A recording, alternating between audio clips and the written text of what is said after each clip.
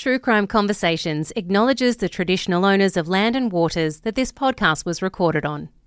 Hey, True Crime listeners, as you may have seen, there has been a major update in the Karen Read case, and we're going to bring you up to speed on that. So you can better understand what this case is about, we are re-releasing our episode featuring Jessica Lowther from the Law and Crime Network and producer of the hit podcast series Karen. After a second trial and 5 days of jury deliberations, Karen Read has been found not guilty of second-degree murder and leaving the scene of an accident in the 2022 death of her boyfriend, Boston police officer John O'Keefe. She was convicted only of one driving offence, that's driving under the influence, and sentenced to 1 year of probation. This verdict marks the end of a high-profile case that captured global attention and went viral on TikTok, drawing in true crime fanatics and sparking fierce debate online. Outside the courtroom in Massachusetts, Read thanked her supporters, but despite the legal conclusion, questions still linger about what really happened that night. In July 2024, her first trial ended in a mistrial due to a hung jury. Throughout both trials, Read maintained her innocence, alleging she was the victim of a cover-up involving local police and officials, a claim that fueled the case's viral spread and polarised a Massachusetts town. Take a listen to the episode and let us know what you think.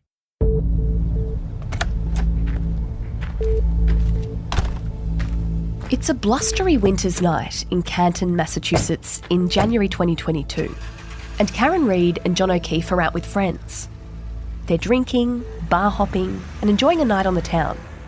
John is a local cop, and the plan is to move the party to one of his colleagues' homes nearby after midnight. Karen drops John at the address and heads back to his house. She starts panicking when he still isn't home in the early hours of the morning. Well, that's her side of the story anyway. John's body is found outside the location of the house party at 6 a.m. the next morning. Pieces from a broken taillight are found nearby. As Karen wails at the sight of her dead boyfriend, she says something that remains a point of contention. Either, I hit him, or did I hit him, did I hit him? The slight change of inference means everything. It could mean the difference between freedom and a jail cell for Karen. But this story gets even murkier, because as her defence picks up the case, they start to unravel another potential series of events.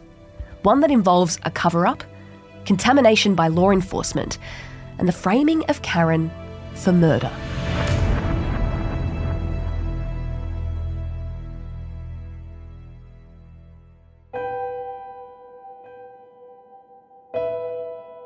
I'm Gemma Bath, and this is True Crime Conversations, a Mamamia podcast exploring the world's most notorious crimes by speaking to the people who know the most about them.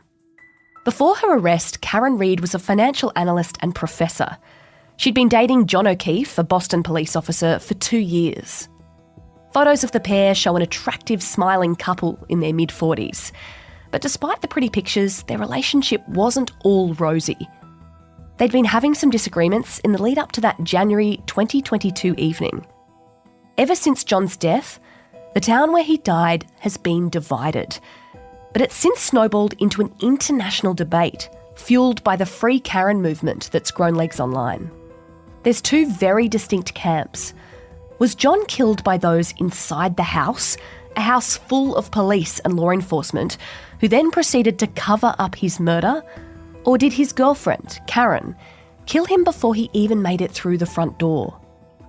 To help us unpack those theories and everything that came before it, we're joined by Jessica Lowther, producer of Karen, an in-depth podcast series by the Law and Crime Network. Jessica joins us now.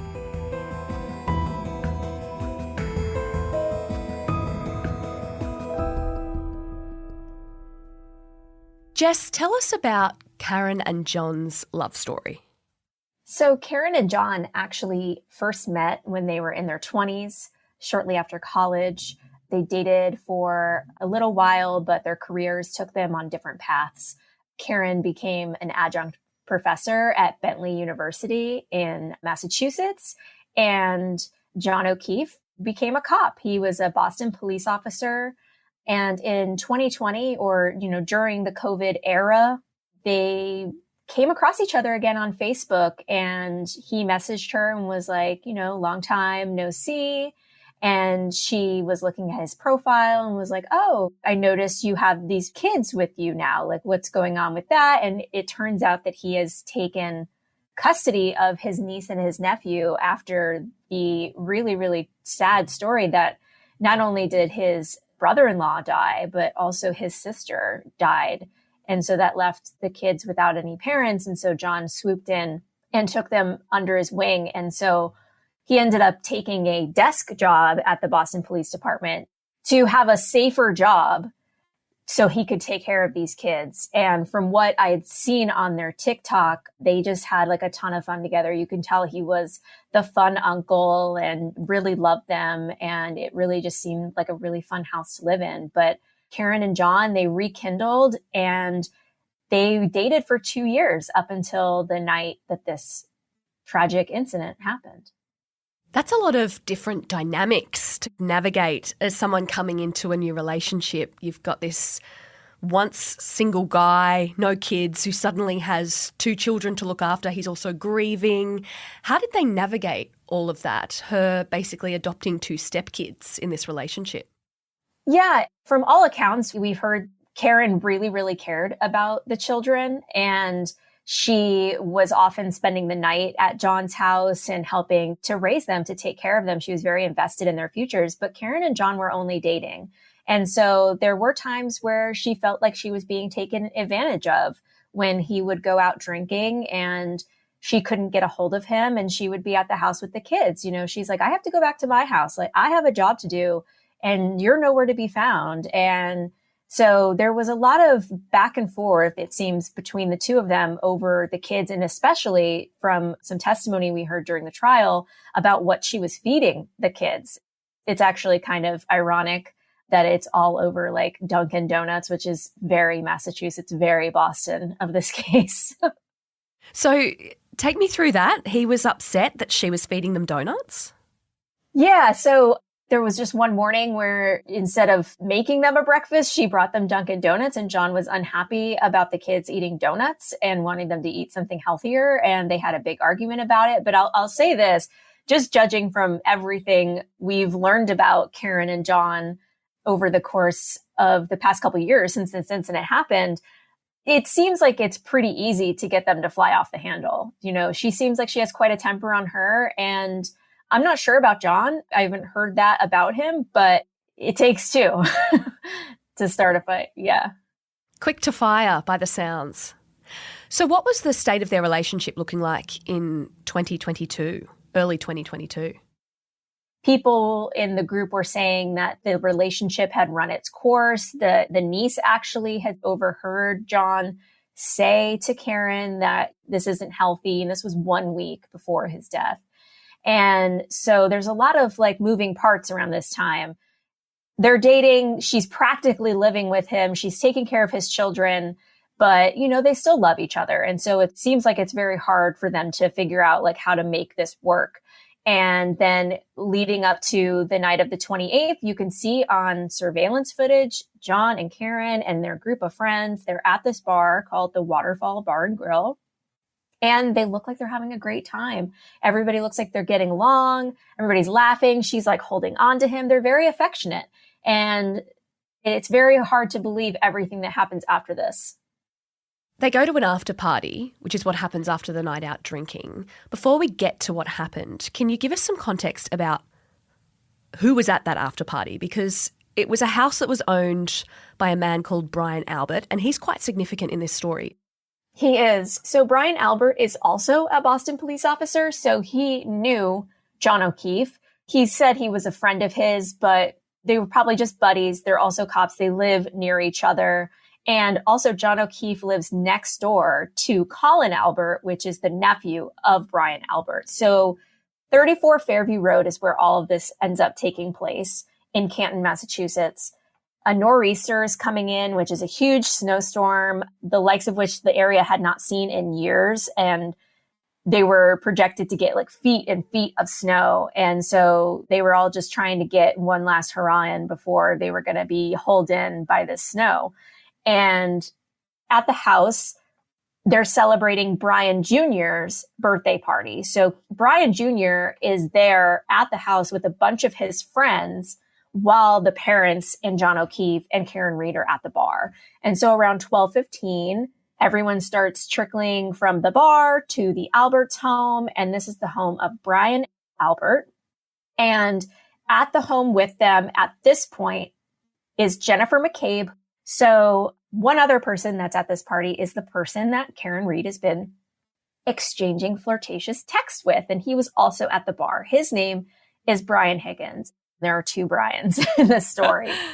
So Brian Higgins is not a police officer, but he's in law enforcement. And he happens to have an office in the Canton Police Department where Kevin Albert is a detective. Kevin is Brian's brother. And they have another brother named Chris, who is the Canton selectman.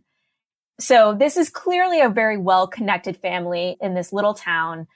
So it's easy to see where this conspiracy theory took fire because there are so many tentacles to this family and so many people involved. But at the core of it, that night, there were about 10 adults and maybe a few of the kids left from the birthday celebration around 12:30 at night. Okay, so what does Karen say happened that evening? So Karen Reed has really not said much about this case publicly, except she did an interview for Nightline back in 2023 before the trial took place. And I'm actually surprised her lawyers let her do this, but she says that she and John were leaving the bar and he says, we're going to go to the Alberts for the after party. She says, are we invited? I want to make sure we're invited. And so she tells him when they get there to go inside to make sure that it's okay that they're welcome there. And this is where the details get like a little fuzzy because she says she never saw him go in the house, but she saw him approach the door. She says she looked down at her phone and then drove off, which is kind of weird because I thought she was going to stay at the party. But there's also some times where she said that she waited for a really long time for John to come out and give her the confirmation. And he wasn't answering his phone and he wasn't responding to any texts. So perhaps she was there for about 10 minutes and waited for him. And then she took off and went back to his house for the night because that's where the kids were and somebody needed to be with them overnight. And over the course of this whole evening, she's blowing up his phone. She's texting him. She calls him 50 times. Wow. And she's leaving like these profanity-laden voicemails. They're kind of funny if it wasn't in the middle of this extremely serious situation. So that's Karen's story, is that she wakes up around 5 a.m. and she realizes John never came into the house. She was sleeping on the couch and I believe the niece was with her in the living room. So she calls Jennifer McCabe, who again is the sister-in-law of Brian Albert, the homeowner. And she says, John never came home last night. Where's John? Do you think he got hit by a plow? And it's really interesting that she's just throwing out all of these weird, like, what if he got hit by a plow? Like, we need to go look for him. So she and Jennifer and this woman, Carrie Roberts, decide to go on this journey together to look for John. And while she's on the phone with Jennifer McCabe, Jennifer's husband hears the conversation. And Karen is saying, I left him at the waterfall. I must have left him at the waterfall. And he's like, what are you talking about? We saw you outside the house. So there are multiple people who say they saw her dark SUV outside of the house. So we know that it's at least true that she pulled up to the house and dropped off John. That's true. Nobody's debating that. But what happens next is still a mystery because they're driving around the 2 square miles from the bar to the 2 houses. And as soon as they pull up in front of the house, the homeowner is Brian Albert, Boston police officer. She immediately homes in on this gigantic snow mound in between the flagpole and the fire hydrant. And she runs and she beelines to it. She's like, it's John, it's John, it's John. Nobody else sees what she's seeing. Like, again, it's snowing very, very hard. There's at least 2 feet of snow on the ground, I believe, at this point. And she runs over to him. She's pushing the snow off of him. At one point, she takes her shirt off. She takes his shirt off, and she's trying to warm him up. And I believe he's still alive at this point, or, maybe he's just pronounced dead later, but it's really strange what you end up seeing. Of course, I've never seen his body on the scene, but he has 2 black eyes, a big straight abrasion on the back of his head, and he has a lot of what look like claw marks, scratches on one of his arms, and he's bleeding from the mouth and the nose and the eyes. And so they call 911. Multiple people have called 911 at this point. And this is where, again, it gets even more complicated, because a lot of people end up on this scene. The paramedics, the investigating officers from the Canton Police Department, who do not investigate homicides, let alone deaths. And so they're a little bit out of their element. It's snowing. It's a crazy scene. It's 6 a.m. and Karen is screaming hysterically. Everyone keeps talking about how crazy she's going at this scene while everyone else is very calm. And they're just, kind of in shock that this is even happening to their good friend, John O'Keefe. And there are multiple accounts that Karen said, I hit him. I hit him. I hit him. But nobody wrote it down in a single report at the time. There was also contention over the wording of that, wasn't there? Right. And so she maintains that she did not say, I hit him. She maintains she asked, did I hit him? Could I have hit him? Because she's thinking back to the night before when she dropped him off. And so this is where it gets a little fuzzy, because you either have to believe that she doesn't remember anything about that night, or she's only remembering details, or they're coming to her over time, which could happen. But really everything about this case is really complicated by the fact that nobody secures the scene. None of the officers separate the witnesses. They never go into the home. Brian Albert, a police officer and a first responder, never comes out of his home to see what's going on outside. And they start collecting evidence with red Solo cups borrowed from a cop neighbor who lives down the street. That is a wild detail, isn't it? I know. It came out in the trial. It was just like, how far away is the police department? You guys don't have sterile plastic containers? Like, what would it take you 5 minutes to get there? So they're clearly out of their element. By the time the afternoon rolls around, obviously this case has been taken out of their hands and it's given to the Massachusetts State Police. And this complicates the case even more, because the person assigned to investigate this is Trooper Michael Proctor, and he is also a friend of the homeowner, Brian Albert. You're listening to True Crime Conversations with me, Gemma Barth. I'm speaking with Jessica Lowther about the trial of Karen Reid.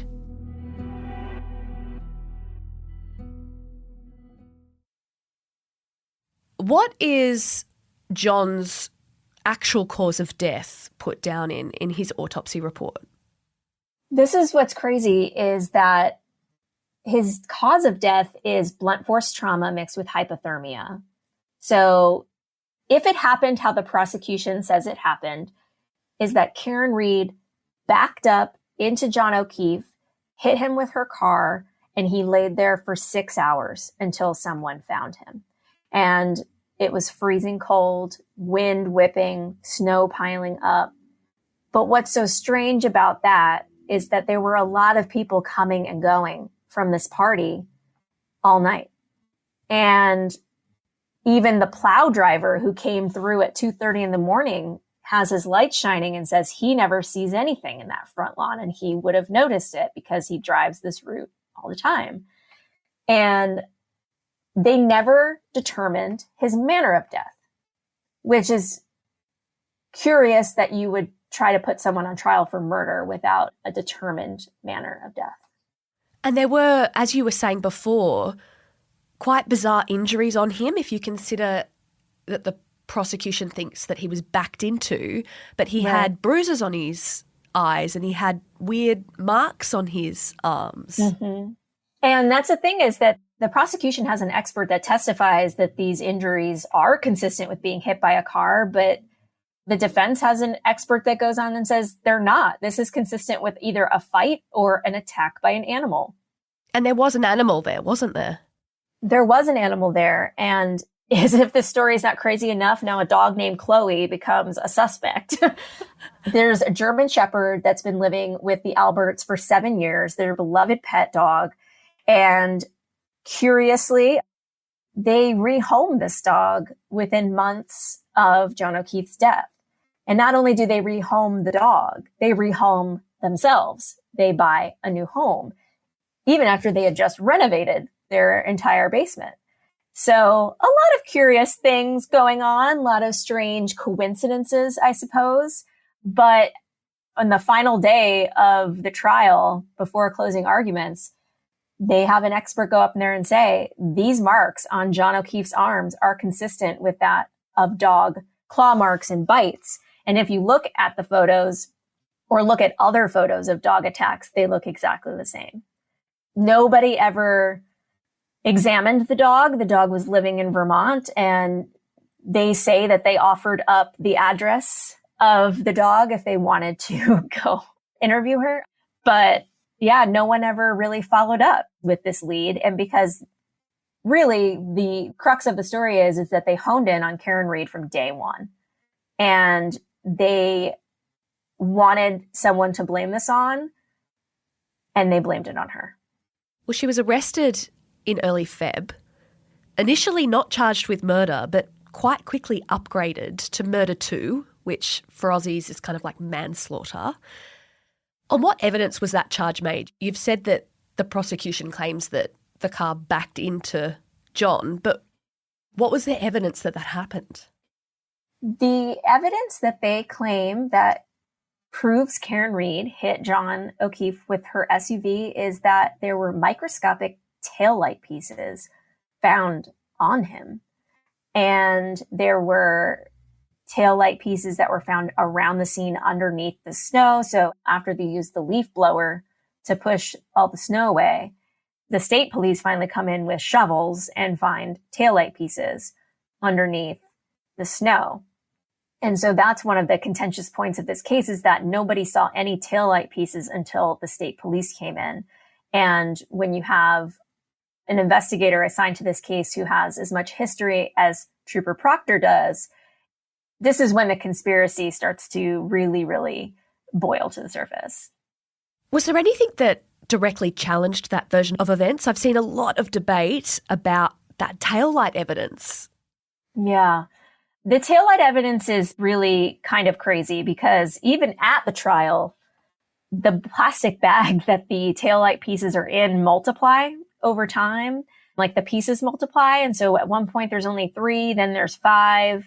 And even over the course of the investigation of this case, they found taillight pieces near his body. Then they found the microscopic pieces on him. But when you see pictures of Karen's SUV, the taillight did not look as broken when they brought the car in as it did when it left there. And so there's this surveillance footage of the, quote, Sally Port that the Massachusetts State Police brought her SUV to search it, to give it a very thorough look through. And one thing that the defense notices right away is that this video appears to be inverted. And so what looks to be the passenger side is actually the driver's side. And what looks to be the driver's side is actually the passenger side. And supposedly it's the right rear taillight, so on the passenger side, that's broken. And on the video, you see 2 people walk by and appear to be fiddling with something, but because this looks like it might be the driver's side, nobody's really thinking anything of it until it's pointed out in the trial that, no, this video is inverted. You see the number on the wall, the 4 is backwards, on the police cruiser is backwards. And so it's very, very, very complicated. what they're implying through all of this is that Trooper Proctor planted evidence and purposely broke the taillight and brought the taillight pieces back to the scene to plant in the snow to frame Karen Read for this murder. Which is a huge thing to accuse local law enforcement of doing, right? Mm-hmm. It's not unheard of. There's a history in this area of not trusting law enforcement. A lot of people don't trust authority. A lot of people don't trust the police. And so you have like two sides forming. Do you trust the police investigating this case? Or do you believe that this woman is being railroaded in the death of her cop boyfriend? But it's not unheard of for this area to be suspicious of these investigators. And turns out a lot of them were right based on what happens after the trial. But what reason would these cops have to frame her? What do they say happened, the defence, to John? The defense's theory of what happened that night is that Karen drops John O'Keefe off at the Alberts. He goes into the house and is immediately confronted by people in the basement of the Albert home. There's a weight room down there, and they think that a fight broke out pretty quickly. Someone may have hit John O'Keefe with a dumbbell on the back of the head, maybe punched him in the face, and then maybe perhaps he fought back and the dog intervened and the dog attacked him. And I don't think anyone intended for John O'Keefe to die. Now, this is all alleged. This is a house full of law enforcement. So they have to spend the next few hours trying to figure out what to do. And their theory is that they bring the body out through this back set of stairs from the basement to the backyard and bring the body around to the front yard and lay him there with his phone underneath him. Up next, we delve deeper into the trial that captivated the world and the text messages that put a lead investigator on notice.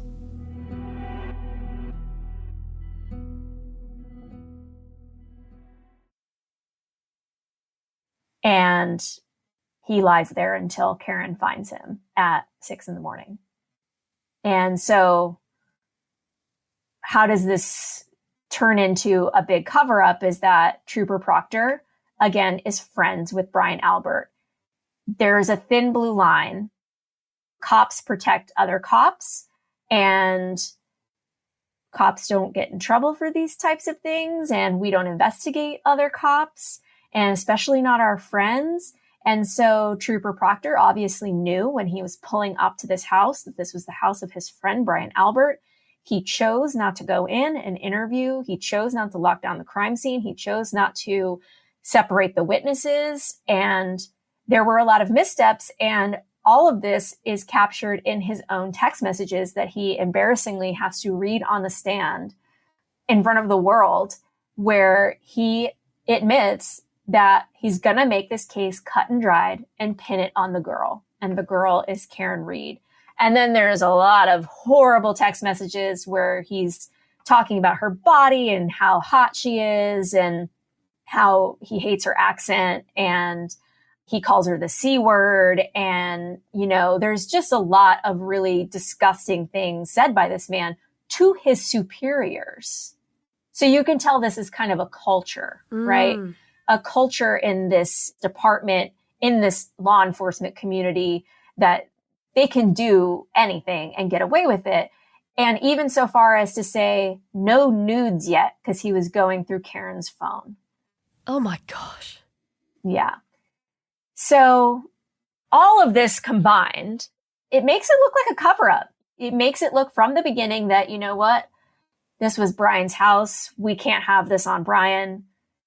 Let's just pin it on the girl. Like, let's just put it on her. And this didn't even have to be a murder case. This didn't even have to go to trial when you really think about it. This could have just been an accident. I don't know if the defense's theory is correct. I don't know if this was planned from the beginning to pin it on Karen or whether it just happened naturally after she supposedly said, I hit him at the scene. It all starts to build and build and build to make for a very, very interesting case with a trial that riveted thousands and took over TikTok for like an entire week while Trooper Proctor was reading these text messages on the stand, apparently to the horrified jurors. We spoke to a reporter who said the jurors were just disgusted visibly by these text messages and by Trooper Proctor.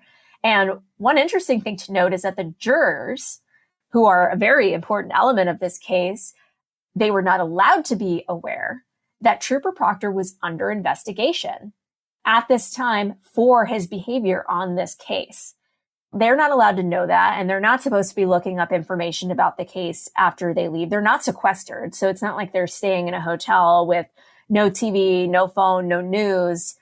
They're just not supposed to be talking about it, and they're not supposed to be looking up any information about it. So not having that information is pretty interesting, but I think he kind of, said it all himself on the stand.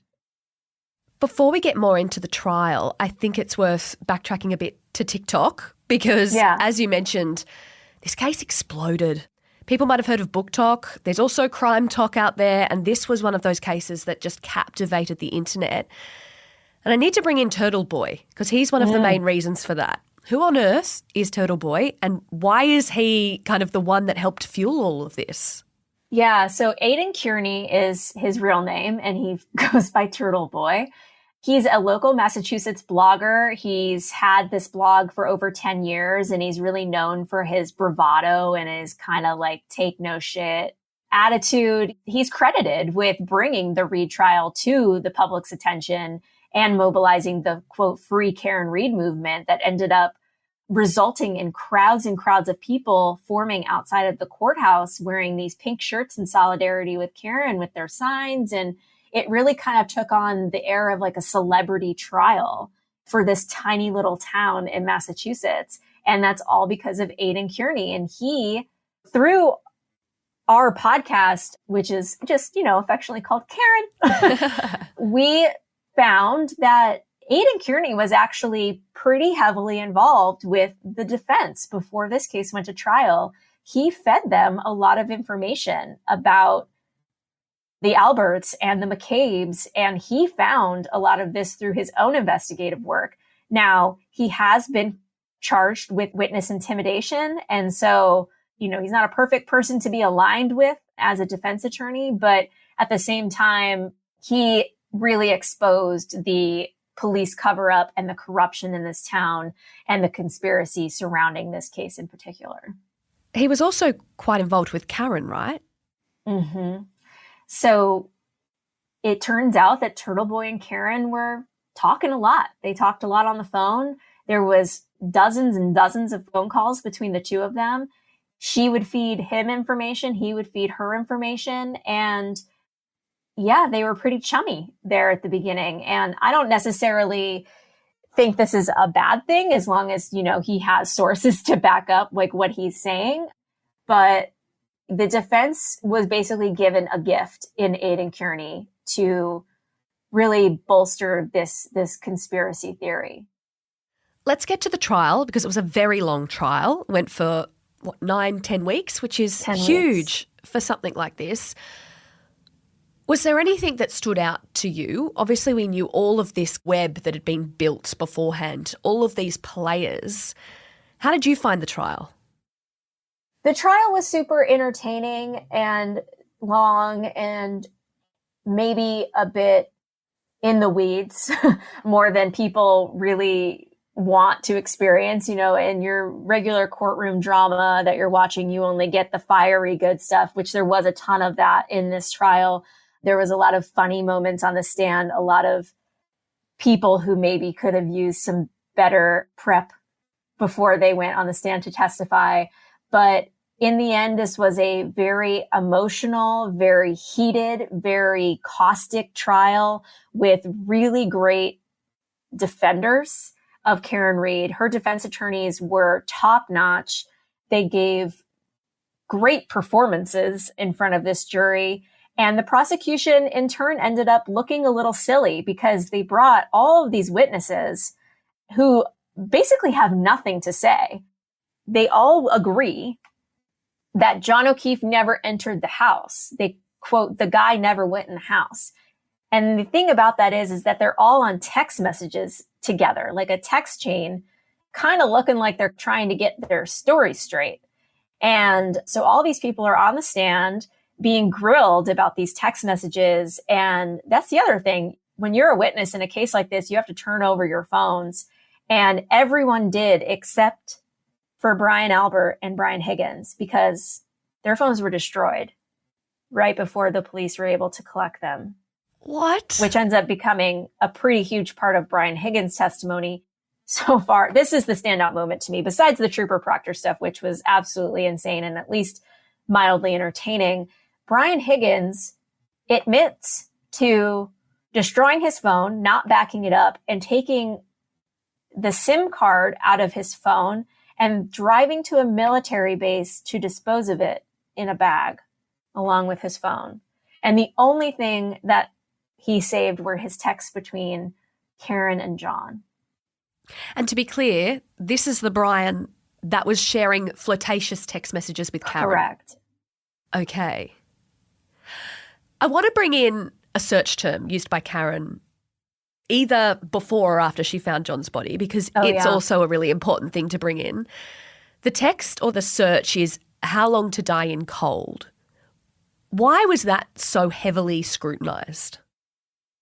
Jennifer McCabe is the prosecution's star witness, or so they think. And they put her on the stand. She's very confident on her first day on the stand against some pretty tough cross-examination.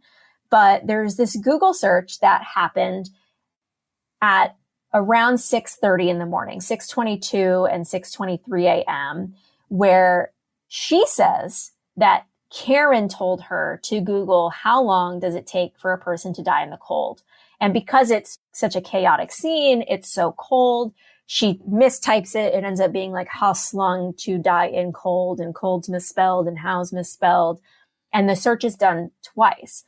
But when this data is analyzed by this company called Celebrate, it turns out that the first time this was searched was at 2:27 a.m. So if Jennifer McCabe, the sister-in-law of the homeowner, was searching how long to die in the cold at 2:27 a.m., this exonerates Karen 100%, because clearly someone in that house knew that someone was outside dying and they did nothing about it. However, the Celebrate expert that the prosecution uses says this search did not take place at 2:27 in the morning. She had a browser opened at 2:27 in the morning. And when she went to go Google it at 6:22 in the morning, it made it look like, because she had just used the same browser that she was using at 2:30 a.m. looking up basketball stuff for her daughter, it made it look like the search was actually performed then, but that's just when the browser was last used. However, the defense argues the opposite, that they have a newer version of the Celebrate data, and that proves that the search was conducted at 2:27 a.m. and also, again, when instructed by Karen Reed to perform the search. So, I mean, ultimately, if the search did not happen at 2:27 a.m., this evidence is completely like moot. It doesn't matter. But this is like 3 days of the trial is going over this search term. Well, this just gives you a taste of just how confusing this case becomes and how complicated all of these moving parts are. I don't envy the jury. How did they go with it? So the jury deliberated for over 20 hours over the course of 5 days. And Law and Crime, we live streamed the entire trial. We had 40,000 people watching. I think like at the most, there was like 50,000 people on the live stream at the highest peak. And it was a Friday afternoon. Everyone thought we're going to get a verdict. The jurors surely want to like be done with this, right? Well, no, they decide they want to take the weekend to think about it. And they come back on Monday and they say they're deadlocked. They say they cannot come to a unanimous decision, and that if they were to continue deliberating, it would only result in one of them having to compromise on their beliefs. And they didn't feel like they were going to be able to do that. And so they deliver this super eloquent message to the judge. The judge accepts it and declares a mistrial, which did not surprise a lot of the legal analysts and reporters watching this case, because as you can tell from everything we've talked about, this was pretty complicated. You know, in essence, it's a he said, she said with a lot of the evidence. Like, they say this taillight evidence was there and the other side says it wasn't. And so that's basically like the Google search. The taillight, the body itself, everything has two sides to it. And so it's no surprise that these jurors were unable to come to a unanimous decision, in my opinion. Well, at the end of the day, all you have to do is prove that there is reasonable doubt. Well, exactly. And so a lot of people that we talked to for the podcast actually said that that was an interesting position for Alan Jackson and David Yannetti to take, was to come up with this third culprit theory.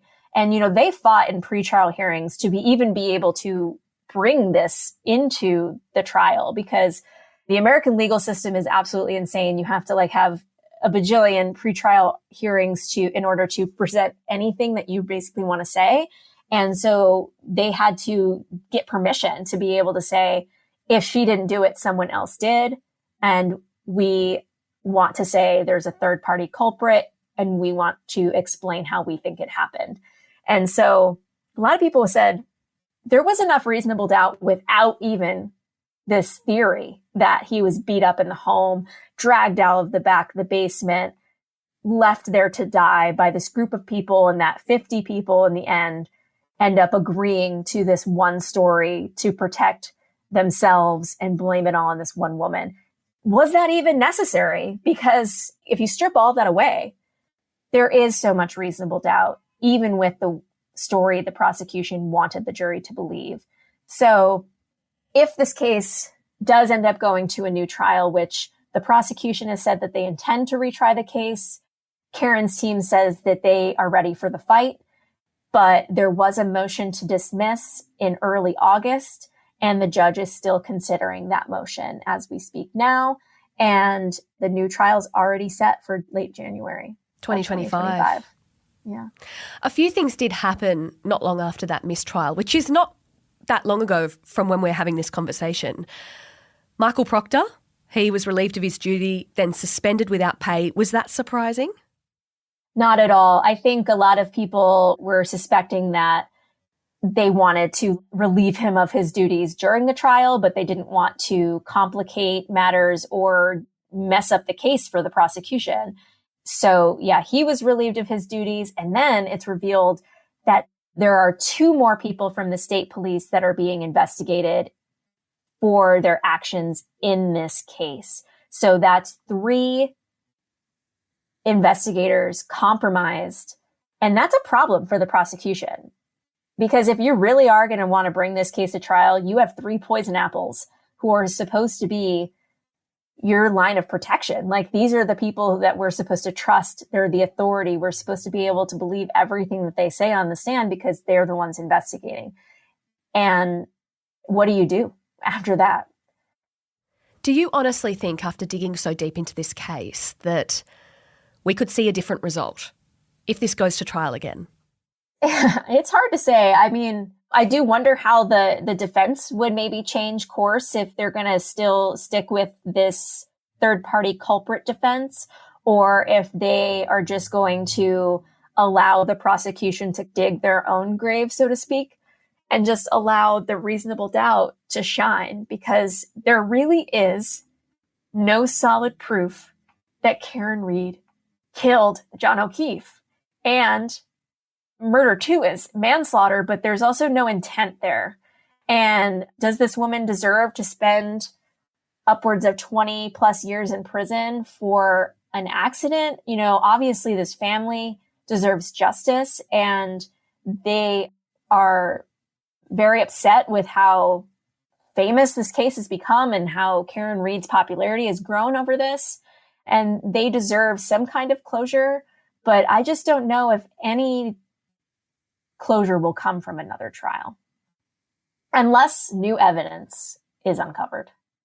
The other thing to come out after the mistrial was the jurors actually coming forward and speaking, which I'm not sure is completely legal, but what did they actually say? So after the mistrial was declared and Trooper Proctor was fired from the Massachusetts State Police, a lot of jurors, 4 jurors to be exact, came forward pretty quickly, and they went to Alan Jackson and David Yannetti first, and they said, we reached 2 unanimous decisions. Out of the 3 charges, we reached unanimous decisions on 2 of the charges. There was only 1 we couldn't agree on, which this was actually a big part of the arguments on the defense's side during the trial, is that the jury instructions were very confusing, and they felt that they were purposely confusing and that the judge didn't write them out correctly or didn't explain them correctly. And so it could lead to something like this happening. And a bunch of jurors then went to the district attorney's office and said the same thing. And the reason why this is important is because in the United States of America, there's this rule called double jeopardy, and you cannot be prosecuted again for the same charges if a jury found you innocent of them. And so the only one they couldn't come to a conclusion on was the one that had to do with the vehicle. So they agreed on the murder charge or the manslaughter charge? Yes. The jury was unanimous in finding Read not guilty of second-degree murder and leaving the scene of personal injury and death. They found her unanimously innocent, not guilty of these charges. On manslaughter and the lesser included charges, the juror said the jury's final vote was a, quote, soft 9-3, with 9 voting guilty. Gosh. This is something that the judge is really going to have to consider very seriously. And that's why I'm not surprised that it's taking her quite a long time to come to this decision. With all of that in mind, I'm going to ask one final question. Do you think the internet and the Free Karen movement, given all of this stuff that's come out since the mistrial, do you think this is just going to keep exploding? I do. And I think that Turtle Boy's going to have a lot to do with that. You know, he got a lot of fame from this. He says that he's received a podcast and movie deal, and the TikTok and couch detectives are still at it with exposing what they think are important details that of course you can't prove in any courtroom. And I think that the internet is a perfect place for a conspiracy theory to grow and grow and grow and grow. And if the judge comes back and says, we're not going to try this case again, I think it would die out eventually. But if she says, no, we're going back to trial, this is never going to die. It's going to get even more attention because there's a Netflix documentary coming out. You know, our podcast is out. Your podcast is going to be coming out. Every true crime podcast is talking about this. And so there's going to be probably like 10 times the amount of ears and eyeballs on this than there was in the first place. And so unfortunately, conspiracy theories and really interesting cases like this are just bound to grow and grow and grow until someone says, okay, here's your closure.